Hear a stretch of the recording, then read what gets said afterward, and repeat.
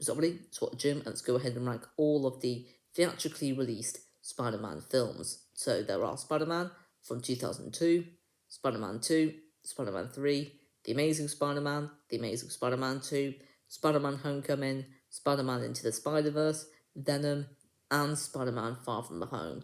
A lot of spiders in that sentence. But I'd like to thank the person who subscribed to me called Kara. She actually recommended me to do this video. I didn't have anything else planned for this Thursday, so I thought rather than thinking of another type of video to do, let's go ahead and rank all the Spider-Man movies. So this is what I'm going to go ahead and do here. And special thanks to her. I've given you a shout out, but this is also my own opinion, so you could let me know your opinion on these Spider-Man films in the comment section below. That being said, let's get to it with number 9. At number 9, I have The Amazing Spider-Man, which to be honest, I don't think it's an amazing film. I just think it's an okay one, with a rating of 6.5 out of 10. I just don't think there's many things I loved about the film. There were a couple of things. I love Peter Parker and Gwen Stacy's relationship. I love the Stan Lee cameo. I thought that was quite funny, and I did quite like the Lizard as a villain. I didn't think he was great or anything, but I still thought he was quite a good villain. And I was a perfect age when I watched the film. I've only seen it once, but I watched it a couple of years after it came out, and even then, I didn't think it was that great. I just feel like they were trying to capture the magic from the original Spider-Man film from 2002, and just in my opinion, they missed the mark. Do I think it's a watchable film? Yes. Do I think I'll watch it again? I don't know, probably not. But like I said, I'm going to give the film a 6.5 out of 10. And let's continue on with the ranking with number 8. Number 8, we're going to be continuing with The Amazing Spider-Man. And number 8, I have The Amazing Spider-Man 2. I was a perfect age for this film. I watched it in the cinema. And when it came out, I absolutely loved it. But the more I've watched it a few more times since then. And the more I've watched it, the less I've liked it, and now I just think it's just an okay film. The villains are all over the place, the plot is all over the place. I do think the emotional parts with Peter Parker and Gwen Stacy are even better in this film. And I feel like Green Goblin, he was quite a good villain, but I felt like he had potential to be a great villain if they just got rid of Electro. I feel like I would say all the villains had a bit of potential, but just the way they used them, I don't know, I just didn't think it was executed very well. I think they introduced too many villains, and I'm not the biggest fan of the cliffhanger at the end of the film, especially the fact that there's not a third Amazing Spider-Man movie. But that's all I've got to really say about it. I loved it when I first watched it, but the more I've watched it, the less I've liked it, and I'm going to be giving it a 6.5 out of 10. But now let's move on to my number 7. Number 7 is Spider-Man 3. When I first watched the film, I was about 6 or 7. I actually found the film quite scary for me, but I've rewatched it a few times since then, and I've only watched it all the way through once, and I watched it all the way through a few years ago, and there's just some embarrassing things about it. Like Venom, I thought he was a terrible villain. In my opinion, one of the weakest, I think, movie villains. Definitely one of the weakest Spider-Man villains for me, if not the weakest. Um, I also just thought that Peter Parker do the dancing in the film. That's not even funny. That's just cringy. There's nothing good about that scene whatsoever. But I do think the emotional parts are there. I think I also really liked Sandman as a villain. Didn't love him, but I thought he had quite an interesting backstory, and I wanted to know a bit more about him. I also just I liked Harry and Peter Parker's relationship, especially in this film. And there's just some decisions they made in the film that I think, did they really have to go that way? But I do think it's more watchable than the other than the Amazing Spider-Man films, but only just. And I'm still going to rate it a 6.5 out of 10. But now let's move on to the better Spider-Man films. All the next ones I would give positive scores on. I think they are all great in their own right. And let's get to it with number 6. Actually, saying that all these next Spider-Man films are great, there is one more that I think is just good, in my opinion, which is Venom. I would give it a 6.5 out of 10. not 6 point, sorry, so it's 7.5 out of 10. Very tempted to give it a 7. There were some good parts I really liked about it.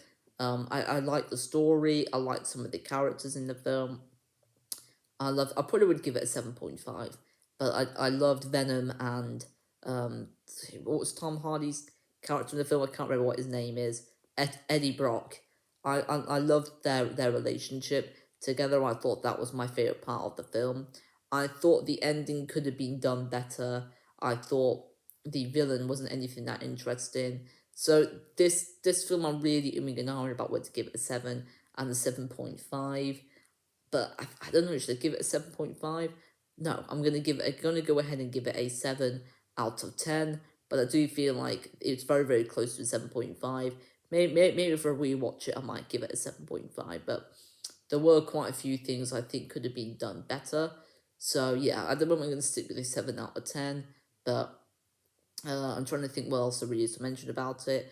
Not too much to really talk about this film, but there were some parts I really liked about it. There were some parts I wasn't the biggest fan of. So at the moment, I'm going to give it a 7 out of 10. But now let's continue on with the ranking and go with the top 5 now at number 5. Number 5, I have Spider-Man Far From Home. For me, there are quite a few problems I've got with this film. I would rate it an 8 out of 10 to start. I do think it's still a great Spider-Man film. There's just some plot parts in the film I don't think were that great. I think Mysterio is a bit of an overrated villain. I still think he's good, still think he was quite enjoyable, but I don't think he's one of my favourite. I don't think he's one of my favourite Spider-Man villains or one of my favourite just superhero villains in any film. But I still thought he was quite enjoyable, and some of the scenes he was in, I think Jake Gyllenhaal did a very good job at portraying Mysterio. But for me, the biggest problem with the film is it's not in New York. Spider-Man's going all over Europe. It's great to see him in Venice and those of other locations in the and it's good to see them in the MCU. Some of them for the first time. I think I think pretty much all of the locations. It was the first time we saw them in in an MCU film. But I would have liked him to have been in New York for the whole film. The film would have been completely different, and I might have liked it a little bit less. I do love the end credit scenes for this film. They were very, very surprising for me, very shocking. I also like Nick Fury being a part of the film, but it just doesn't feel as spidery as I would have liked. It doesn't feel too much like a Spider-Man film, but it still does feel like a Spider-Man film, just not as much as all the others, in my opinion. But I still think it's a great film. And let's continue on with the ranking with a number. At number 4, I have Spider-Man Homecoming, which I will give an 8.5 out of 10. I just want to first of all say that I love Vulture in this film. He's one of my favourite superhero villains in any Marvel movie. I just thought he was just. I think Michael Keaton did a brilliant job portraying him, and I also really liked his relationship between Peter Parker as well. It also introduced us to the Tom Holland Spider Man, which is not my favorite Spider Man. We've not talked about my favorite Spider Man yet, but I do think he's better than Andrew Garfield's Spider Man from the Amazing Spider Man films. I also just really love the story as well, and I love the Iron Man was in the film. He's my favorite hero from the MCU, but I don't know. I just feel like there were a couple of things that could have been done slightly better, which is why it's at number 4. But now let's move on to the top 3 with number 3. At number 3, I have Spider-Man Into the Spider-Verse. I wasn't expecting a lot from this film, and I would rate it an 8.5. But when when it came out, I absolutely loved it. I still love it now, but when I saw the trailers and stuff, I wasn't that convinced. I didn't think it was going to be that great. I thought it's going to be better than the Amazing Spider-Man films and Spider-Man 3, but can it be better than any of the others? And honestly, yeah, I think it was. I think the animation's great, story's great, characters are great, the writing's great, just pretty much everything about the film I would say is great. Maybe not all the characters are great. I do think that maybe Kingpin wasn't that great in my opinion.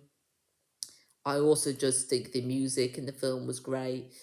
there was just a lot of great things I loved about Spider-Man Into the Spider-Verse.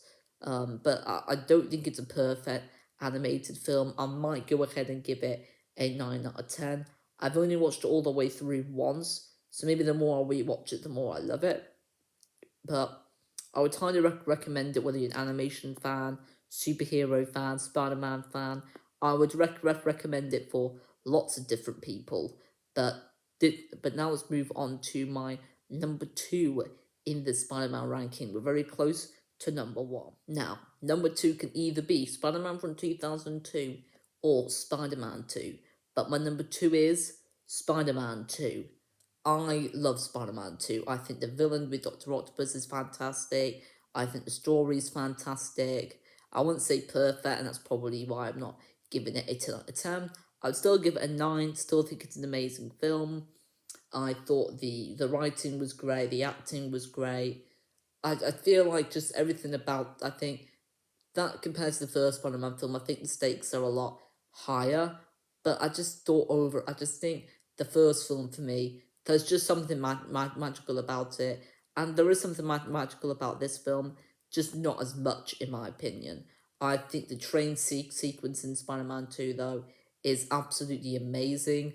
There are some just extraordinary scenes from this film. And I would highly recommend it for any Spider-Man fan, Spider-Man 2. I mean, if you are a Spider-Man you've probably watched it. It's one of those superhero films that you kind of have to watch alongside with the first Spider-Man film, which is my number 1. So let's get to it with my number 1, shall we? My number 1, I would rate a 10 out of 10. It's one of my favourite films of all time. It's also my favourite superhero film of all time, and it's the original Spider-Man film from 2002. I love the story, love the characters, love the writing, love the villain. I love the villain especially. I think Green Goblin is an amazing villain, definitely one of my favourite superhero villains.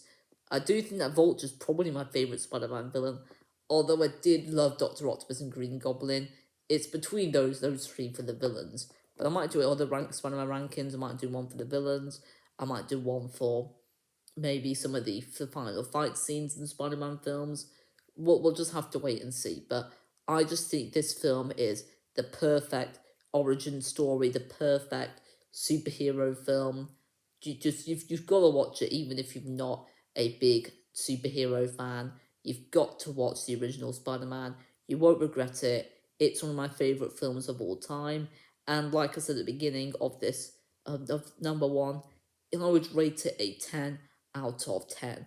But that's all I'm going to talk about for my number 1, which is Spider-Man from 2002. And here you have it. Special thanks to Cara for giving me this suggestion. I don't know what other video I would have done. It probably wouldn't have been as great as this, but this was one of my longer videos. So I would appreciate if you leave it a like and also subscribe for other movie and video game stuff as well, and for other Spider-Man and superhero things. And thank you for watching. Don't forget to leave a like, subscribe, and comment. And let me know what your favourite Spider-Man movie is in the comment section below. But it has to be a theatrically released one, though. So thank you for watching this video. Until next time, everyone. Ciao. And enough said.